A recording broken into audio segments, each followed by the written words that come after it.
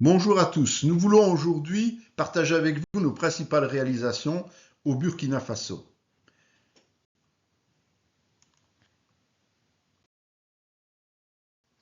Nous avons commencé nos projets en 2008 à Bissigine, dans la banlieue de Ouagadougou, capitale du pays, à l'appel d'un pasteur local cherchant à trouver des soutiens pour la population de son village.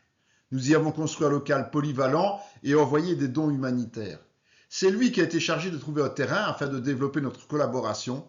Il nous a proposé le site de Dar Salam après avoir finalisé les démarches pour l'officialisation de notre association au Burkina Faso. Malheureusement, il a ensuite fait preuve de beaucoup de laxisme, ce qui nous a obligés à désigner un autre représentant, puis un troisième, avant de définitivement arrêter le travail dans cette région, au Burkina Faso.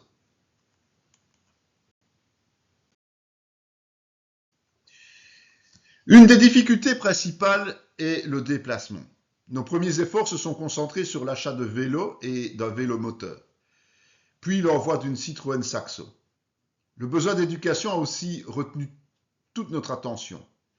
Nous avons donc financé un kit scolaire pour une quarantaine d'enfants durant plusieurs années, puis envoyé des cartables récoltés et équipés en Belgique contenant des kits d'hygiène.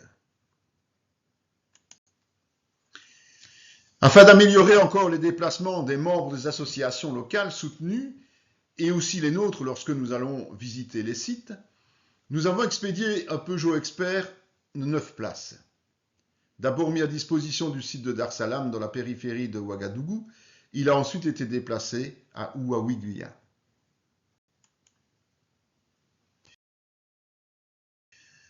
Le village de Bissigine ayant été sinistré par des inondations dues à des pluies diluviennes, l'État avait accordé à notre responsable un terrain dans une zone lotie non inondable, Yagma.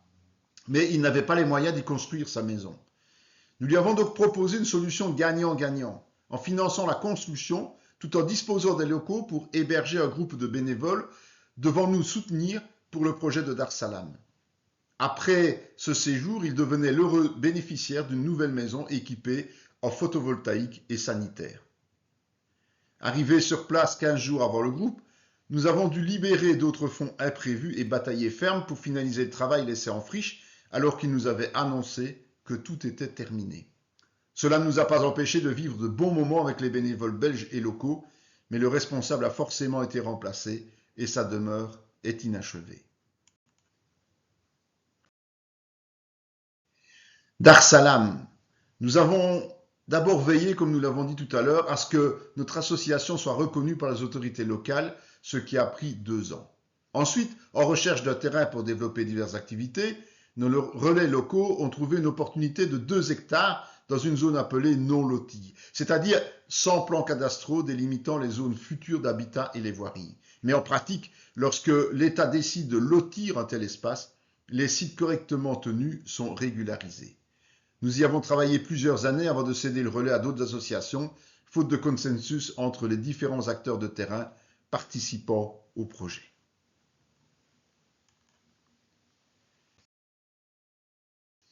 Nous avons d'abord viabilisé le terrain. La zone étant aride, nous avons fait réaliser un forage qui a été positif à 78 mètres de profondeur. Pour faciliter la tâche, nous avons installé une pompe solaire qui a dû être remplacée après 2 ans de fonctionnement.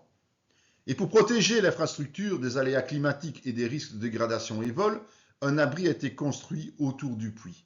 Et ensuite, une citerne flexible de 5 mètres cubes a servi de stockage pour moins solliciter la pompe et garantir une réserve permanente d'eau.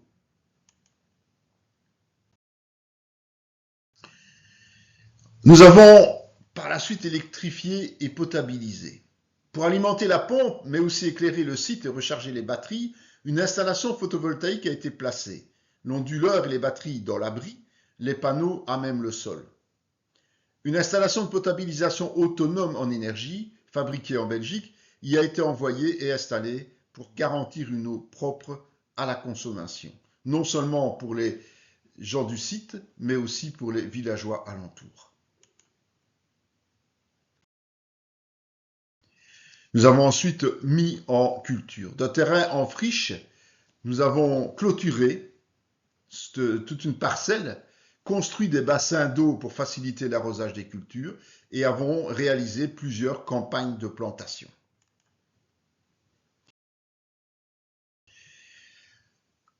En plus de cela, nous avons parrainé des enfants. Après plusieurs tentatives infructueuses de mise en exploitation liées à l'incompétence et aux délicatesses de nos relais locaux successifs, le concept de la dernière chance tournait autour d'une douzaine d'enfants pauvres parrainés par des familles belges. La volonté était d'impliquer leurs parents en mettant à leur disposition des parcelles de terre individualisées afin de générer des fonds pour la construction d'une école et d'un dispensaire. Nous avions ainsi convenu qu'une moitié des revenus serait à leur profit direct et l'autre moitié pour un compte commun. Malheureusement, nous avons été amenés à constater l'impossibilité de mener à bien cette aventure. Les familles ont fait savoir qu'elles ne désiraient pas collaborer entre elles. Pour éviter d'abandonner les enfants à leur sort à cause du comportement irresponsable des parents, nous avons cédé le parrainage à une association belge spécialisée dans le domaine et toujours active en 2024. Le terrain, lui, a été vendu à une autre association locale et les fonds investis dans un projet au Bénin.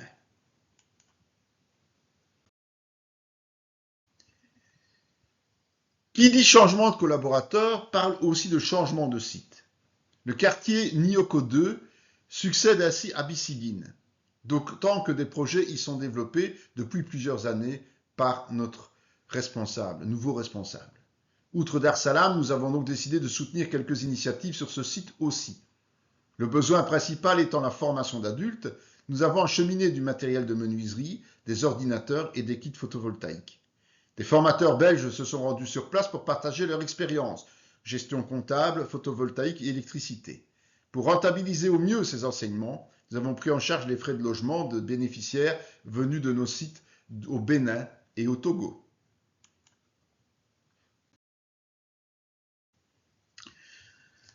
Ayant rassemblé de très nombreux dons stockés chez un bénévole, nous avons décidé de les envoyer au bénéfice de nos divers projets avec comme point de chute principal Dar Salam en 2014. À partir de ce site, les dons ont été redistribués entre nos divers partenaires afin que chacun bénéficie du matériel dont il avait besoin. C'était notre première expérience pour un volume aussi important. Par la suite, tenant compte de nos erreurs, nous avons fortement amélioré la logistique afin de perdre le moins de place possible. Ainsi, les conteneurs à destination exclusive des autres centres ont-ils été achetés avec un agrément de dernier voyage afin d'être transformés en bureaux, magasins ou logements et ainsi utilisés sur place. En novembre 2015, nous avons acheté, équipé et chargé de dons humanitaires au bénéfice de la population un camion Ben de marque DAF à destination de Kongouzi au Burkina Faso afin de le mettre à disposition d'un jeune chauffeur local supervisé par une ONG et créer un emploi pérenne dans le transport de marchandises. Pour ce faire, nous avons sollicité plusieurs associations privées belges actives dans l'humanitaire qui ont participé financièrement au projet mais ont ensuite récupéré leur mise avec intérêt. Initialement prévue pour une période de 3 ans, la finalisation totale, c'est-à-dire l'autonomie acquise par ce jeune, a nécessité le double. Mais le plus important est la réussite effective, pas le délai.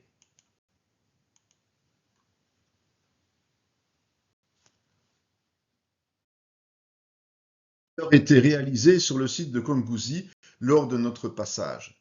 Nous étions vraiment satisfaits, le camion était en bon état et les chiffres, même s'ils n'étaient pas des plus florissants, étaient encourageants.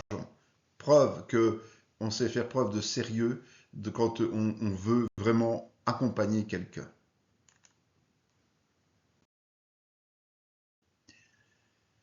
En janvier 2017, nous avons, à la demande d'un entrepreneur local que nous avions rencontré lors d'une visite, expédié un camion à Ouaouiguia, dans le nord du Burkina Faso, pour lui permettre d'acheminer ses berlingots d'eau dans divers commerces locaux. Il achetait ce camion et, en guise de commission, nous avons obtenu de le remplir de dons humanitaires dont il payerait le dédouanement en même temps que celui du camion. C'est ainsi que le Club Salem, notre partenaire local, a pu redistribuer ses dons aux plus nécessiteux dont il s'occupe.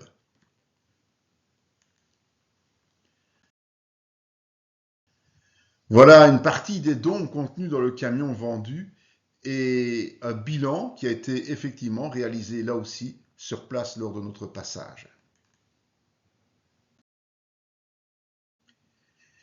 Ils ont, grâce aux ventes notamment d'une partie de ce contenu, pu lancer une formation en photovoltaïque en louant un local adapté.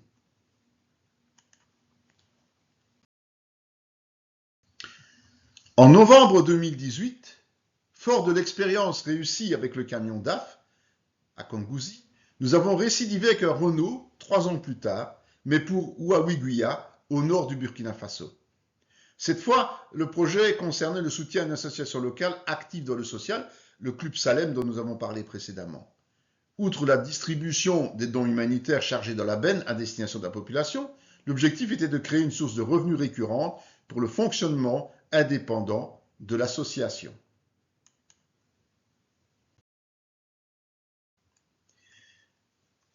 Nous avons ici une partie des dons réceptionnés, une bénéficiaire du soutien et le camion immatriculé pour servir justement aux ressources. En 2022, ayant conservé d'excellentes relations avec le responsable de l'ONG qui a géré le dossier du camion DAF à Kongouzi, mais aussi la transmission du projet de Dar es Salaam, nous avons envoyé un conteneur de 65 mètres cubes à sa demande. Il en a financé les frais d'envoi et le dédouanement et nous avons chargé ce conteneur de dons. Son but était de les revendre via le commerce social ouvert dans un village voisin de Kongouzi et de transformer le conteneur pour en faire un commerce également. Voici un résumé de la chronologie de nos projets avec les années de démarrage. Donc nous avons débuté au Burkina Faso en 2008. C'est un des sites prioritaires et premiers que nous avons choisi. Nous avons envoyé en 2011 la Citroën Saxo et nous avons lancé Dar es Salaam notamment. Puis en 2012, le minibus Expert, la construction à Yagma et les parrainages.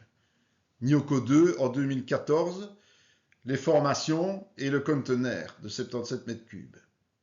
Ensuite, en 2015, le camion DAF rempli de dons, 25 mètres cubes à Kongouzi.